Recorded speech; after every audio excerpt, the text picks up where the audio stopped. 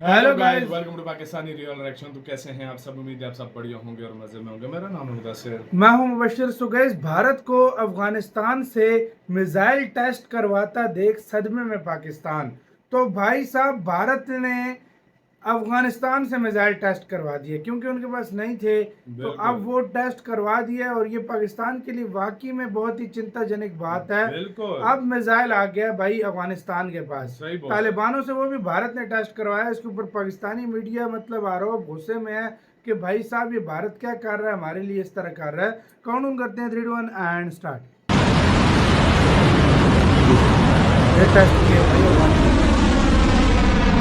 अफगानिस्तान ने एक नए मिसाइल का तजुर्बा किया है जो कि 400 किलोमीटर तक मार कर सकता है। अगर इस मिसाइल को जलालाबाद से फायर किया जाए तो इस्लामाबाद को हिट किया जा सकता है इस मिसाइल की मदद से। सीज फायर के दौरान अफगान तालिबान भारत की मदद से कुछ खतरनाक तैयारियां कर रहे हैं और अफगान गवर्नमेंट ने कंफर्म कर दिया है कि भारतीय ड्रोन्स उनके पास आने जा रहे हैं। इंडिया ने वहां पे जाके जो पुराने मिसाइल हैं जो रशिया दौर के हैं और फिर उसके बाद जो अमेरिकन दौर के हैं उनको रीएक्टिव करना शुरू कर दिया। तो वहां पे इंडियन माहिरीन बैठे हुए हैं जो कंधार के अंदर और काबुल के अंदर उनकी ट्रेनिंग दे रहे हैं तालिबान को कि आपने पाकिस्तान या पाकिस्तान के जहाजों को किस तरह आपने डैमेज करना है। एक फ्रंट है इंडिया ईस्टर्न बॉर्डर, दूसरा फ्रंट है आपका वेस्टर्न बॉर्डर अफगानिस्तान, तीसरा फ्रंट है आपका टेररिज्म, चौथा फ्रंट पीटीआई है जिसका हुकूमत का फ्रंट है। अंदरूनी तौर पे क्या चीज बेची है जाके, लेकिन रजीम चेंज अफगानिस्तान में जो है वो सौदा जरूर बेचा है। और बगराम एयरबेस से 1 घंटा चाइना है, ये प्रेसिडेंट ट्रंप को रात को ख्वाब में नहीं आया। दोस्तों, अब भारत और अफगानिस्तान की जोड़ी पक्की हो गई है। कल ही अफगानिस्तान ने एक बड़ा धमाका किया है और वो ये है कि अफगानिस्तान ने अपना पहला मिसाइल टेस्ट सक्सेसफुली पास कर दिया है, जो कि अब ये मिसाइल 400 किलोमीटर के रेंज को कवर कर सकता है। यानी कि पाक से कराची से लेकर इस्लामाबाद का कोई भी टारगेट हो आसानी से अफगानिस्तान डिस्ट्रॉय कर सकता है। और इसमें मदद भी भारतीय स्पेशल फोर्सेस कर रही हैं अफगानिस्तान की, जहां पर भारत के लोग अफगानिस्तान में जाके पुराने रशिया और अमेरिकन मिसाइल्स को रिपेयर कर कर मिसाइल लॉन्च करने में मदद कर रहे हैं अफगानिस्तान की।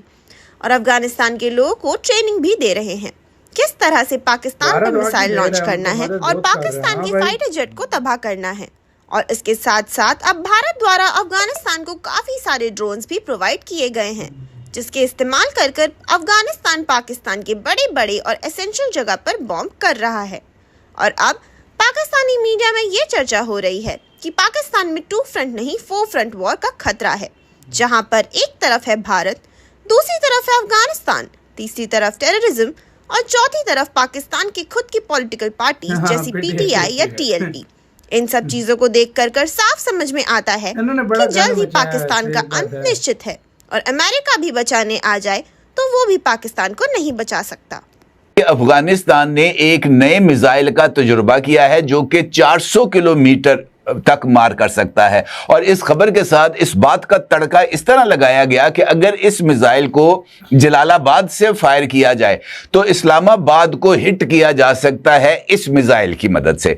अब चूंकि अफगानिस्तान के अंदर इस तरह की कोई तकनीकी फैसिलिटी मौजूद नहीं है और ना ही अब तक किसी भी ऐसे सोर्स से इस बात का इंकशाफ हुआ है कि अफगानिस्तान मिसाइल साजी कर रहा है, क्योंकि मिसाइल साजी करना एक बिल्कुल टेक्निकल जॉब है और मिसाइल साजी एक ऐसी डिफिकल्ट इंजीनियरिंग है जिसको जो है ना सलाहियत के हामिल लोग ही कर सकते हैं। ये एमी खामखा खरादिए का काम नहीं है कि इधर से मोटर उठाई और उस वाले रॉकेट में फिट कर दी, ये इस तरह का काम नहीं है। लिहाजा इस खबर को तहकीक करना इसकी जरूरत थी, क्योंकि अभी रिसेंटली पाकिस्तान के साथ जब अफगानिस्तान का मामला चल रहा था सीज फायर से पहले, तो 2 मिसाइल अफगानिस्तान की तरफ से पाकिस्तान पर फायर किए गए थे। उसमें से एक एल्ब्रस जिसको स्कड 2 कहा जाता है और दूसरा लूमा M मिसाइल्स थे जो कि पाकिस्तान पर फायर किए गए। लेकिन चूंकि जिससे मैंने आपसे गुजारिश की है कि तकनीकी सलाहियत का होना बड़ा जरूरी है, वो तकनीकी सलाहियत ना होने की वजह से ये जो दोनों मिसाइल्स हैं ये नो मैन लैंड्स पर गिरे और इसके कोई नुकसान जो है वो नहीं हो सका। अब ये जो खबर सामने आई है इसकी दो वजूहात हैं। एक ये कि अभी रिसेंटली अफगानिस्तान की तरफ से जो नए मिसाइल्स का जो एक साफ सुथरे मिसाइल्स का एक ढांचा उसको शो किया गया है, और उसके साथ साथ ये जो हॉट ड्रोन्स हैं ये अफगानिस्तान में इनको भी पेश किया गया है लोगों के सामने। और चूंकि ये जो इसराइली ड्रोन्स हैं, पाकिस्तान के खिलाफ भी जब ऑपरेशन सिंदूर किया गया था तो ये इसराइली ड्रोन्स पाकिस्तान के ऊपर भी इंडिया की तरफ से भिजवाए गए थे।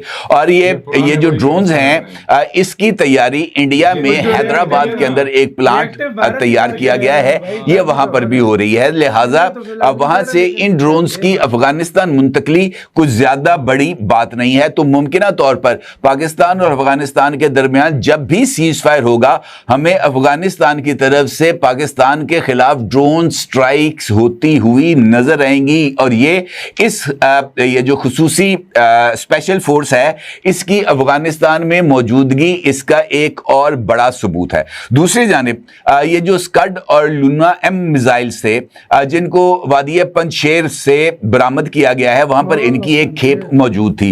लूना एम मिसाइल्स को चूंकि कंटेनर्स में रखा जाता है, ये रॉकेट्स टाइप मिसाइल हैं और तकरीबन 70 से 100 किलोमीटर इनकी रेंज है। लिहाजा इनको इस्तेमाल के काबिल बनाना कोई ज्यादा मुश्किल काम नहीं है। अलबत्ता स्कड मिसाइल्स को दोबारा फायर की हालत में लेके आना और उनके लॉन्चर्स को ऑपरेटिव करना, ये यकीनी तौर पर इस स्पेशल फोर्स की तकनीकी मुआवनत के बगैर मुमकिन नहीं। तो पाकिस्तान के बारे में, पाकिस्तान के खिलाफ ये जो इसी के साथ भी वीडियो खत्म। सीधी सी बात है, इनके कहने का मतलब है भारत उन्हें एक्टिव करके दे रहा है और बिल्कुल करके भी दे रहा है।